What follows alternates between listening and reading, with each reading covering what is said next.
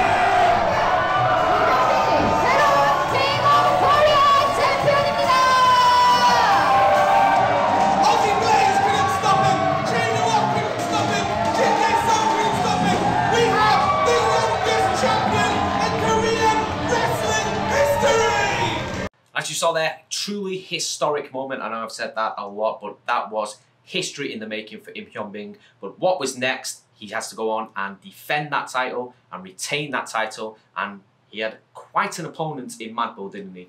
Yeah, I mean, even before you think about the opponent, the element of the psychology of being a champion is so different to being a challenger. Many people will say it's one thing to win a title, it's another thing to keep hold of it. And Che Do-wook, Jin Gae-sung, they are fantastic wrestlers, but Mad Bull is he's a different entity. It's a level of intensity and aggression that Im Hyun-bin may not have faced before, and I was worried for him. I thought it may have been a fantastic moment that came to a premature end yesterday. Well, yeah, they don't call him the Mad Bull for nothing. As you can see, he has that fire, he has that intensity, he's unpredictable in the ring, he can do anything, he can pull just moves out of a hat just to stop him, but Im Hyun-bin was able to overcome Mad Bull and prove himself a worthy champion at his first title defense, using the same move that he did to beat Che Do-wook and Jin Gae-sung, the coup de grace. Let's take a look at the clip right now. He's up once again. Oh, massive crossbody! Oh no, this is it! This has to be it! Is he going to hit it? The move that made him champion! Oh my word, all the way up to the lights! He got it!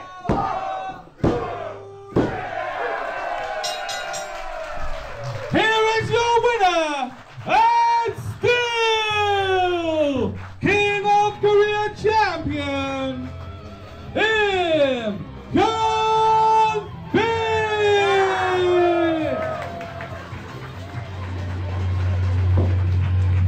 There you have it. Im Hyun-bin has a win under his belt as champion, going to prove himself as the King of Korea champion. But we take a look at his next opponent, Duncan Solaire, winning the knockout match against Chae-Do-Ok. They put on a fantastic show, one of the most brutal matches I've seen in Pro Wrestling Society history.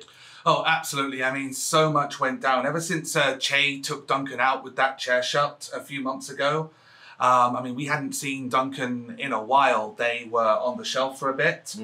They also, I think, tried to collect themselves. They went on a very successful tour of Australia where they picked up belt after belt after belt. So they came back with 2 championships. We have the NWA Australian Heavyweight Championship and the Queensland Smash Mouth Championship in PWS with Duncan Solaire. And Duncan Solaire was so confident that they could win this match that they decided to put one of those titles on the line. Yeah, I mean, that's something I've seen with the 2022 version of Duncan Solaire, is that it's no longer just an entertaining wrestler, a wrestler that knows how to talk, knows how to work an audience. This is a wrestler that wants to be taken seriously as a performer, like actually wants to win matches, and that's what we've seen. They just get more and more aggressive, and like you say, that confidence of like, I've got 2 belts, pick a belt because it doesn't matter, you're not going to win it. I'll put my career on the line, it doesn't matter, you're not going to take my career from me. Like, Duncan Solaire just seems like a wrestler on a mission right now. It was a completely different person coming back from that injury. I saw confidence oozing out of Duncan Solaire, and they showed it when they won the match. Chae-Do-Ok had them in a position that they've had them in before. Handcuffs, chair, head, concerto coming this way. And let's just take a look at the clip and I will show you what happened. Wait, ref, just call it now, don't. Just call it now. He's handcuffed. Come on. They can't defend themselves. Come on, don't. Please, just call it now. No. Wait. Oh, they countered. They countered.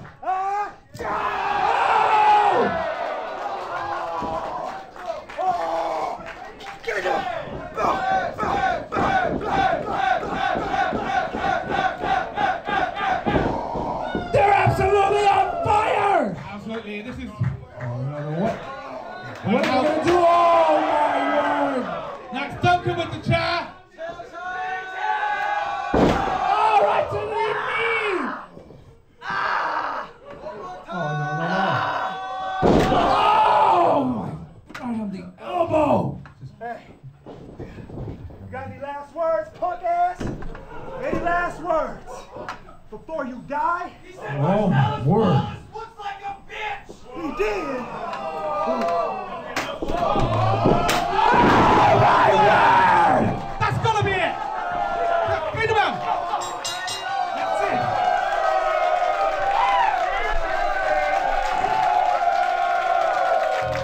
Here is your winner! And still NWA Australian Champion and the new #1 contender for the King of Korea Championship, Duncan Solaire!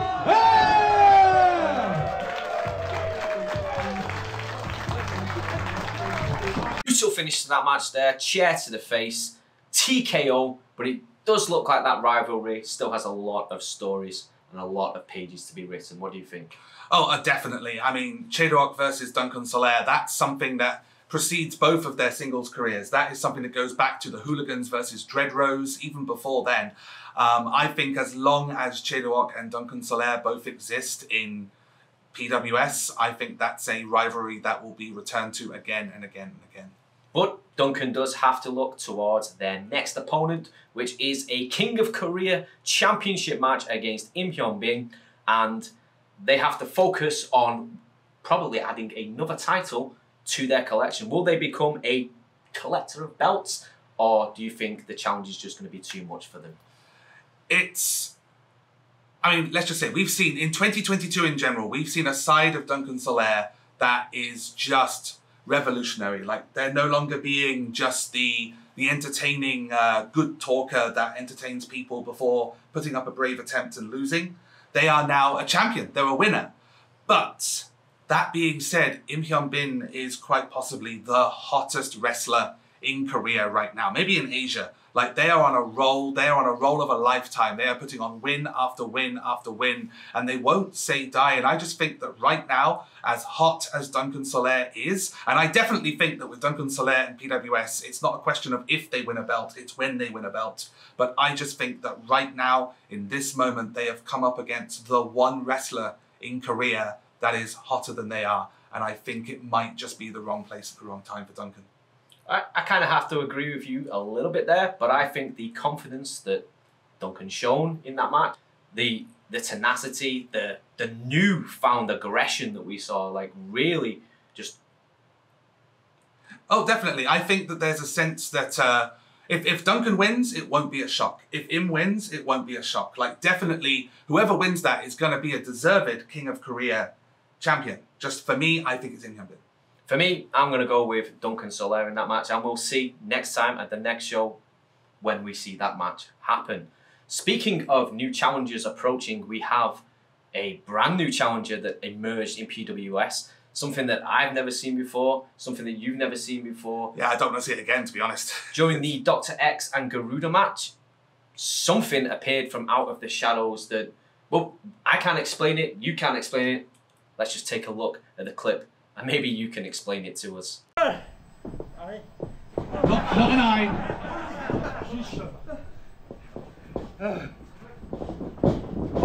Oh, planted right on his face. Now, so this could be Dr. X's chance to get that try count.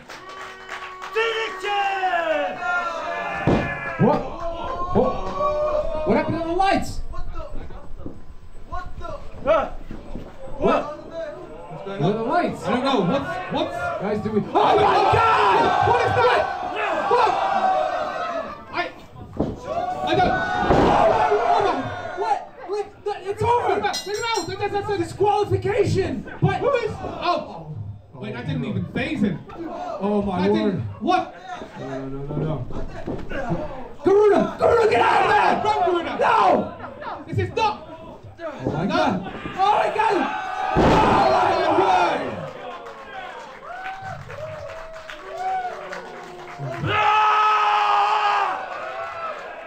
God, who is this? What is this? Oh God!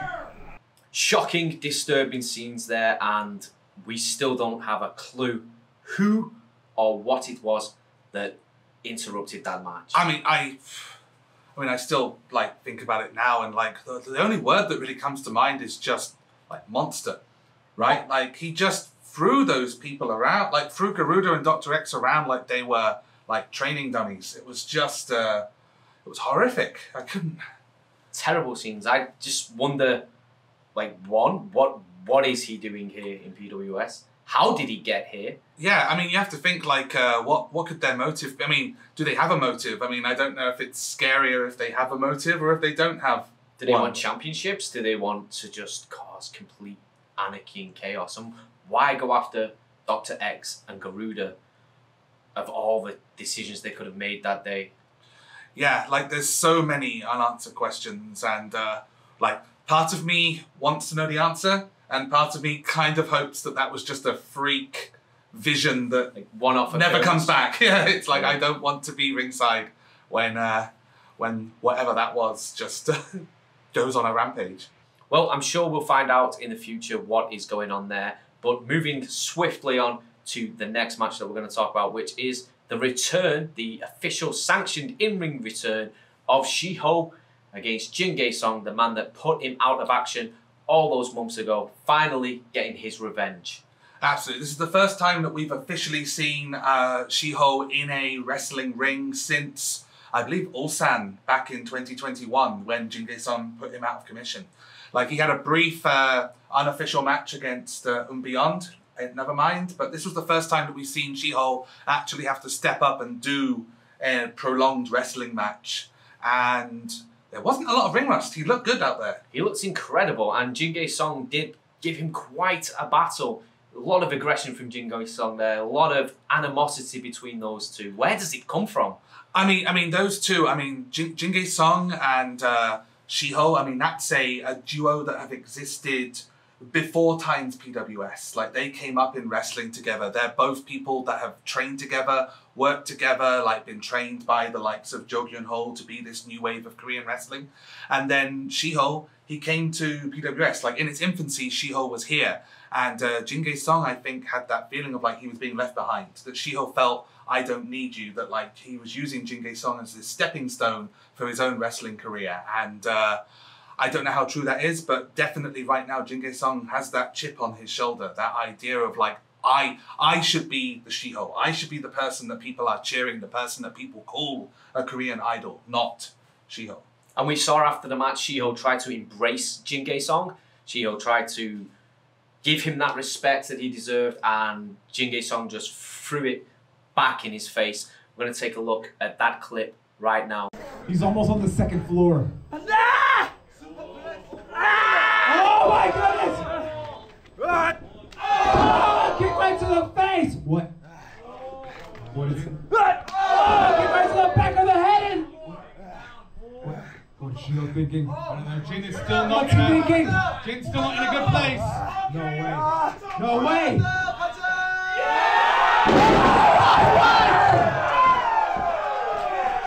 That's gotta be it!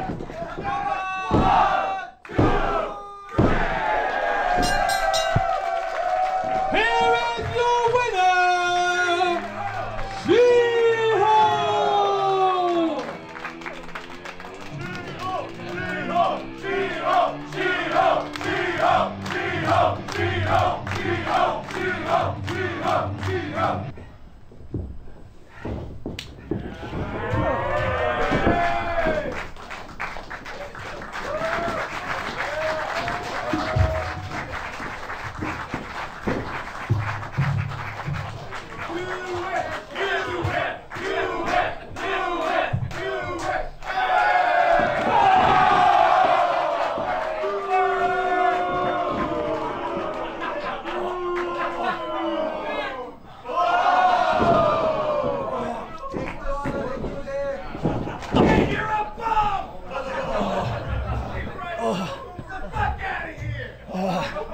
So once again, there is more unfinished business between two wrestlers that had a match at Apex Socho. This time with Jin Song and Shiho. Shiho really wanted to tie a bow on that and give Jin Song the respect he yearned for. And Jin Song threw it back in his face with that low blow. I mean, the crowd really wanted to get behind Shiho. They really wanted to welcome him back to PWS with open arms. And they did.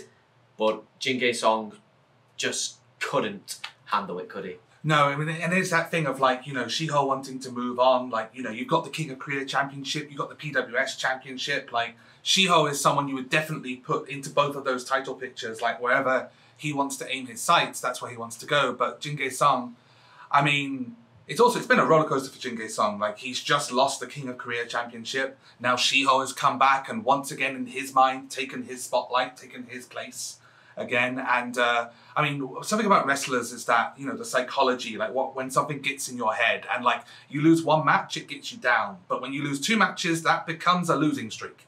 And that's what Jin Song needs to get out of his head, that like this is just two freak matches that he lost but could have won. And this is not the start of a streak. This is not the start of a big losing streak for Jin Song. He needs to get back on that horse. And I think that post-match attack was him showing, I'm still here, I'm still ready to be a big part of this company. I'm not going to be the guy that loses every week. Well, yeah, as you saw, he's had a long run with the King of Korea Championship, and he must be thinking that now his next step would be to the PWS Championship. But Shiho obviously has come in and probably picked up where he left off as far as momentum, the hotness from the crowd reaction, and that's rubbed Jin Song the wrong way. Yeah, so we'll see how that like evolves as time goes on with future events, like maybe even in September. Yep. Speaking of the PWS Championship, let's talk about what's going on in that scene right now, because a lot happened at PWS Apex Socho. Hyuen, after a grueling 2 out of 3 falls match with K-Jax at Hongdae Nevermind, went into Apex Socho as the #1 contender for the PWS Championship and left as not the #1 contender match. How did that happen? Well, can you guess which entity in PWS has it dead set on turning everything PWS into his own little NWO with him at the helm. Can you guess who that might be? I'm going to say Aussie Blaze. Absolutely. Aussie Blaze. Aussie Blaze, the guy that if he isn't in control, if he doesn't have his little minions doing what he wants as he plays WWE 2K13 GM Simulator with real people, and that's what he's doing. He doesn't want Hard Owen to ruin his vision of what he wants a 1990s wrestling company to be. And that's what he's doing. He digs at Hard Owen, and this time he failed with K-Jax, but this time he got his way. He managed to get his own way. He came out at the start of the show. We were expecting this to be the main event. So Hard Owen came out to talk about his match. He thought he was going out there to just express how he felt about the fact that Kim Mia was his partner tonight. He didn't know that it was going to take away his #1 contendership.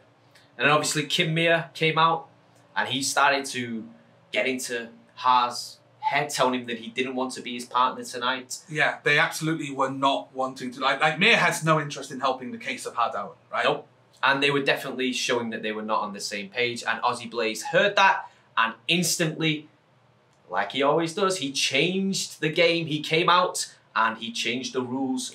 He changed the match card. Exactly, like a Canadian cockroach. He just adapts to whatever situation to try and twist it into his advantage. And he doesn't have a lot of talents, that man. But one thing he has is just being able to take advantage of other people's misfortune. And he changed the match. First match of the night became Kim Mia and Hard Owen versus Joe Kyo and Kid Rain, with the added stipulation that if Ha lost the match, he would lose his #1 contendership, which meant that his #1 contendership was in the hands of Kim Mia, essentially. Exactly. And I mean, there's a famous phrase, right? The enemy of your enemy is my friend. Yep. But that didn't quite play out to that philosophy last night. No, it did not. As the match went on with itself, Kim Mia and Hard Owen looked to be in control at one point, and then they looked to be kind of on the same page, like they could win this. But as you're going to see in the next clip, Kim Mia had different plans for Hard Owen. A kick to the back of the head and a knee to the face!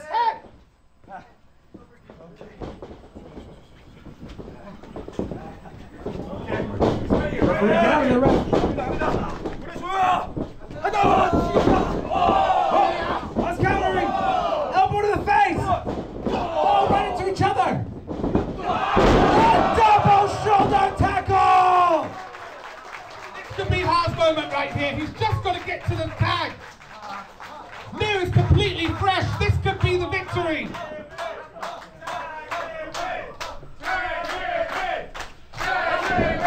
This is where Hart's #1 contendership on the line. This could be it. He has him, he has him! It's so close. Mia just needs to reach out. Mia! Mia, what? What? What is he? Mia, what are you doing? Mia, what? Mia, that's your partner! What the hell? It's a tag team match, Mia! Oh, he's walking out! I told you everybody hates Ha. You saw it there, folks. Kim Mia leaving Hard Owen high and dry, and it wasn't long after that that the numbers game was going to catch up. Ha fought like only Hard Owen can. He shown resilience like he always does. Fought back as best he could, but the numbers game was just too much. Absolutely. We know about Ha. Like, Ha will, you put it 3 against 1, 4 against 1, Ha will keep fighting. He will keep fighting until his last breath. But that's the thing. When you have Jo Gyun-ho, you have Kid Rain, you have Crows at ringside, it's too much. And he lost his #1 contendership. Difficult situation for Ha to be in. You know how much he respects that belt. You know how much he wants to be champion, and he wants to be the face of pro wrestling society. He wants to take everything that Jo Kyung-ho is doing right now to that championship belt, and he wants to...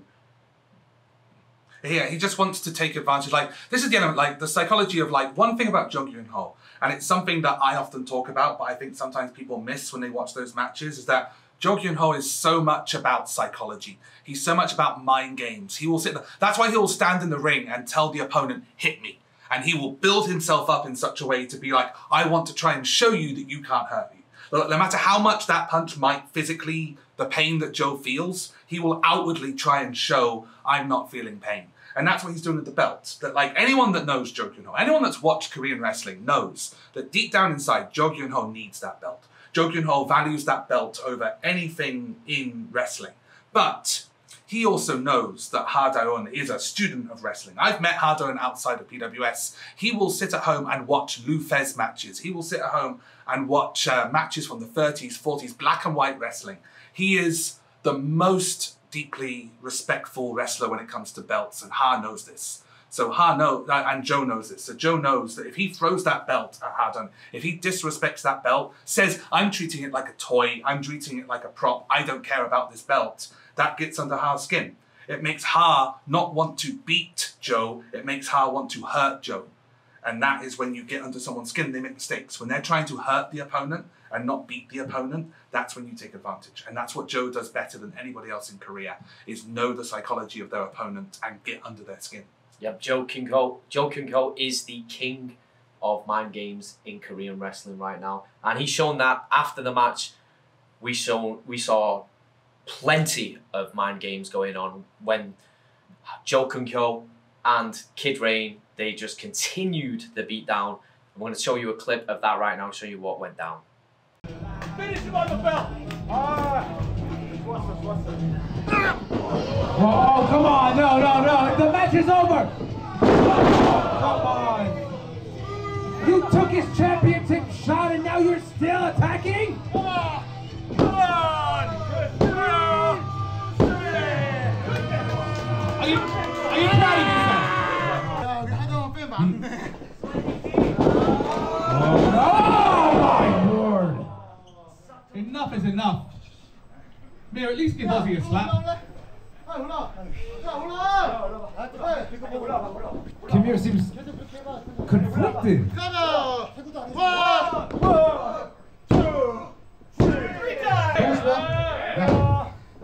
지루할 것 같아요. 야, 사진 좀 찍어라 이거. 챔피언이 된 유일한 모습이다. 찍어. Get in here! Take his photo right now! Do it! 거꾸로다. That's right. Never gonna happen. As you saw there, complete disrespect from Jo Kyung-ho and Kid Rain and all of the Crows, especially placing that championship on Ha Da-eun, forcing the cameraman to take photos and take videos of it, just to say this is the only time you are going to ever touch that belt, knowing full well that his number one contendership has been stripped from him. Yeah, no, that action, like putting that belt on him, like mocking him in that way, that would have hurt Ha more than any physical pain you could inflict on him. Like just that sense of like every time that someone tells Ha Da-eun, you're not a champion, you can't be a champion, not like that is something that just eats away at him. And like Ha needs to use the fuel, like he needs to find a way to get back and like, you know, because one thing we know about him, right, is that he's not gonna disappear. He's not going to accept Ozzy's decree of he can't be a champion, right? Oh. He's going to find a way back, whether that way back is through Kim Mir, because obviously like Mir is as much to blame for him losing his title shot as the Crows and Ozzy are. So whether he decides to go after Kim Mir, whether he decides to make a challenge to be like, I will fight anybody for a number one contendership, like something will happen. But Ha will get a chance again. I am absolutely certain. Speaking of that PWS Championship, we saw that video package after the show, and as both you and I know, being on the inside, that announcement is Joey Janela is coming to PWS. Yeah, I mean, I can't believe it. I mean, that's probably what the biggest name that's ever come to Korea. Yeah, PWS have had some big names. They've had Simon Miller, they've had Zeta Zhang, but Joey Janela is just, I don't think any other company in Korea could pull this off. No, I mean, like I say, it's like you have hardcore matches, right? You have no DQ matches, but I mean, pardon the pun, but Joey Janela is game-changing, right? I mean, he is just something where, like, we've seen him in AEW, we've seen him doing things that only a maniac would do, right? Yeah, it's definitely going to be one of those matches mixed in with Jo Kyung-ho, as we saw in the Kim Mir match. We saw two human beings go through a door. What are those two going to do together? Yeah, I mean, it's just, I mean, like I say, we're going big next time, September 25th. We're going to Hangsong University. We're going to get like a huge crowd to witness what is probably going to be one of the most, like, probably the most hardcore match you'll ever see on Korean soil. Like, Joey Janela is not, like, he's not coming here just for like a payday, right? Like, for him to be able to come to Korea, take the belt off Jo Kyung-ho, like, be able to go back and be like, I've won championships in countries that no one else have. Well, yeah, he's currently calling himself the Gaijin God in Japan. Yeah. He's calling himself, that's what he wants to do. He wants to go to other countries. He's in Japan with DDT and he wants to cause pain there. He's doing that and he's moving to different parts of Asia, coming to Korea, and obviously he's going to come here to inflict pain on Joe. And I mean, and also just, I mean, taking aside my affiliation with PWS, like, just as a fan, this idea of like what that means for the future, like, because like, if we have Joey Janela, like, what next? Like, we get like PCO, Matt Cardona, like, does PWS guys start going over to other places to challenge for their titles? Like, this opens up so much opportunity in Korean wrestling that for the past couple of years we thought might never happen with everything that's been going on in the world. And I'm so excited about what might happen. Like, the people that we might see in PWS, the people of PWS that we might see all around the world. It's just an exciting time to be a wrestling fan in Korea. Definitely, for sure. And we will be keeping you up to date with all of that here at PWS Talk. It's been an absolute pleasure talking to you today, Charlie, and hopefully I'll be able to talk to you more in the future. I can't wait. Absolutely can't wait to do this again. Yep, this has been PWS Talk. I've been Tony Daniels. You have a fantastic day.